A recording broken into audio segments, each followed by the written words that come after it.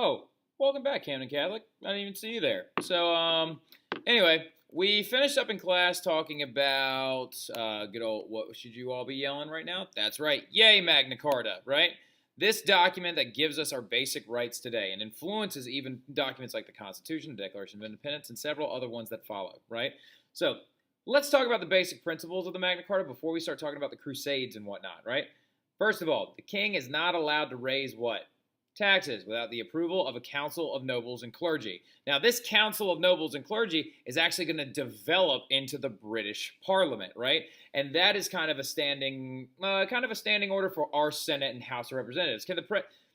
Donald Trump just got elected. Is he allowed to raise taxes without the approval of the Senate and the House of Representatives? No, he's not, right? This is all a structure that comes from the Magna Carta.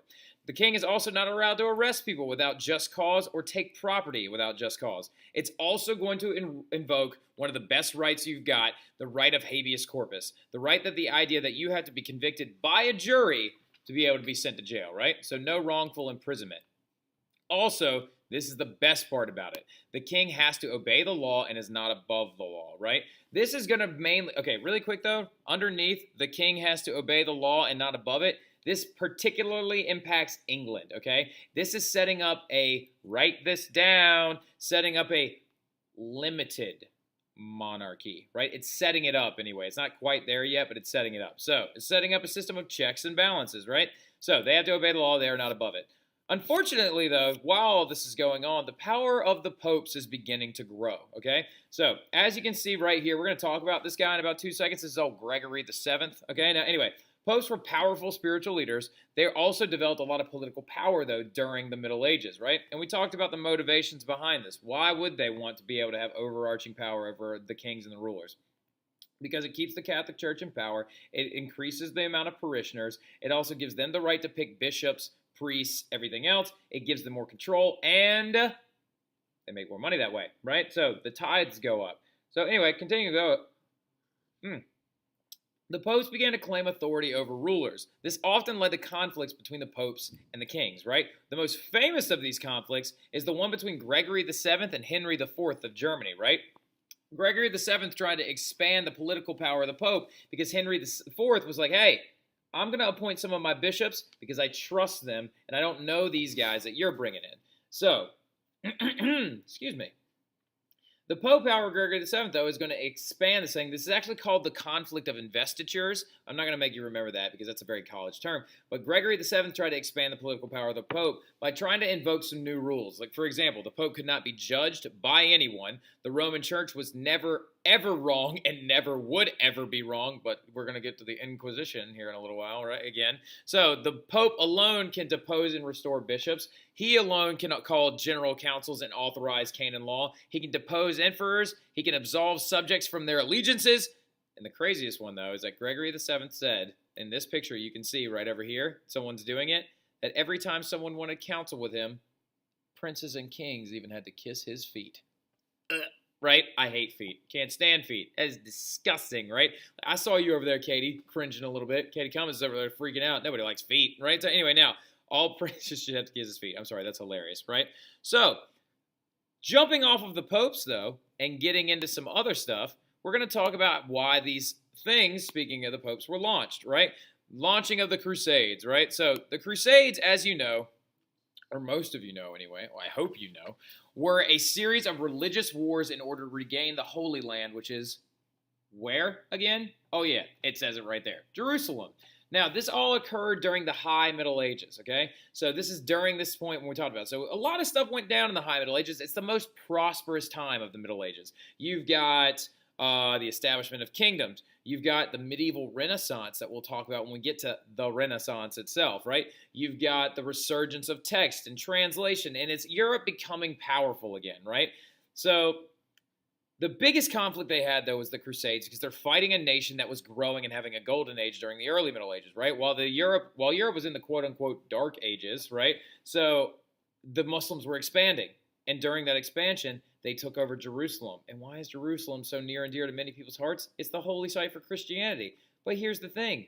as you can tell from this picture, it's the holy site for all three religions, right? All three of them. This right here is the Wailing Wall. It's a very big Jewish holy site. This right here is a Christian temple, okay? And then that right there is a minaret, which is a prayer temple, or a prayer calling temple for the Muslims. So you literally got one Muslim, Christian, bang, and the Jewish faith all centered in one area, right? This can be a huge problem, or this can be a bad problem. What it's supposed to be done with it is it's supposed to be shared. But as we know, nobody shares well, right? Not even your little brothers and sisters share very well. But anyway, let's get into why it happened and what went on.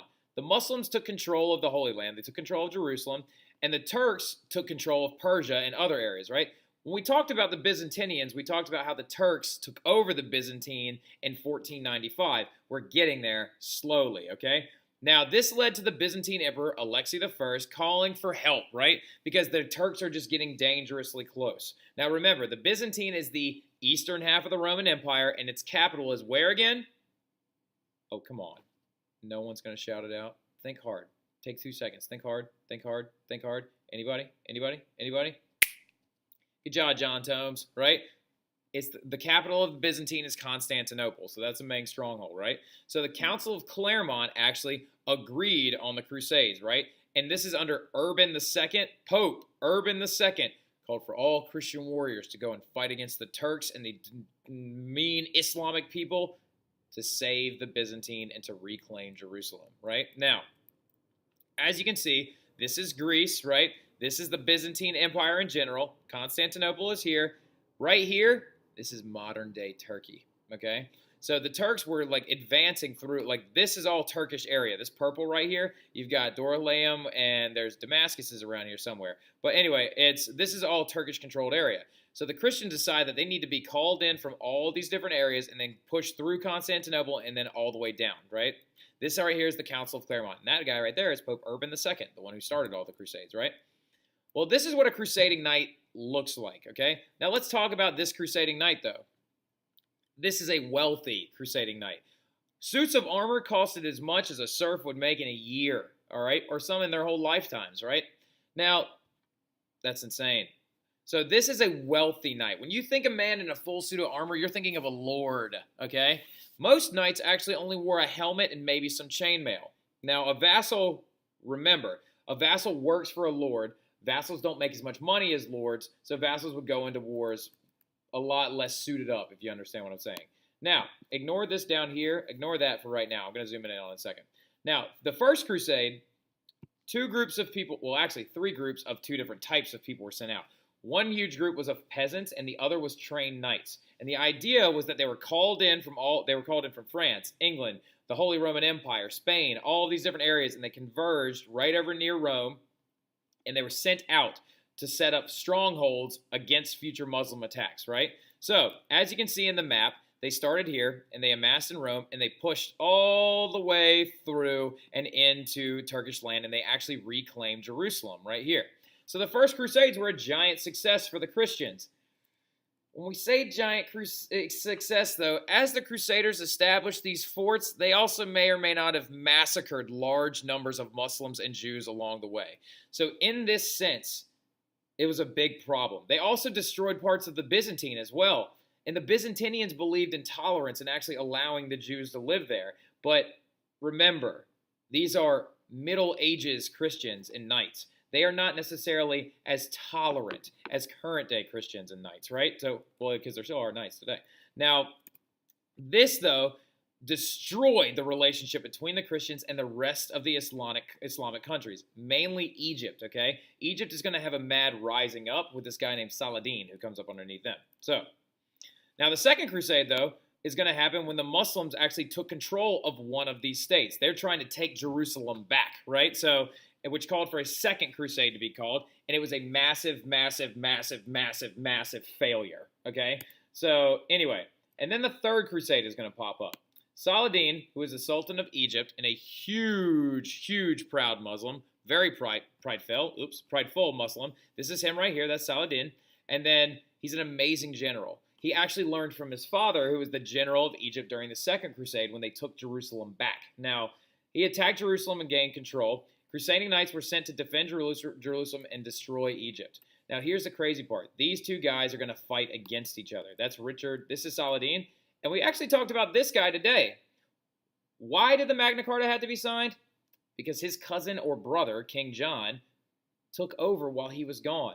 He was fighting the Crusades. What's this dude's name again? Well, that's what I imagine he looks like, right? But this is him. Many nobles answered the call, but no one was as strong as Richard I, a.k.a. Richard the Lionhearted, who was the king of England at the time, right? So Richard and Saladin actually had extreme amounts of respect for one another. And Richard attempted, along with knights from several other different areas, to reclaim the Holy Land in Jerusalem. However, they attempted peace, but Richard would go back to England after they failed to capture Jerusalem. So if you look at the record, the Christian knights won the first crusade by establishing those forts and also massacring a large number of people. They lost the second crusade. They lost the third crusade, right? Jerusalem would never be reclaimed ever again by the Christians. Never. There was like 12 crusades, and they lost every single one of them except for the first. So they attempted peace, but he had to go back to England. He actually got kidnapped on the way back. I'll tell you that story later on. Now, the fourth and later crusades are going to happen when Crusaders attacked Constantinople, and this led to the disorganization and a lack of strong leadership, which caused the fourth crusade to be a failure.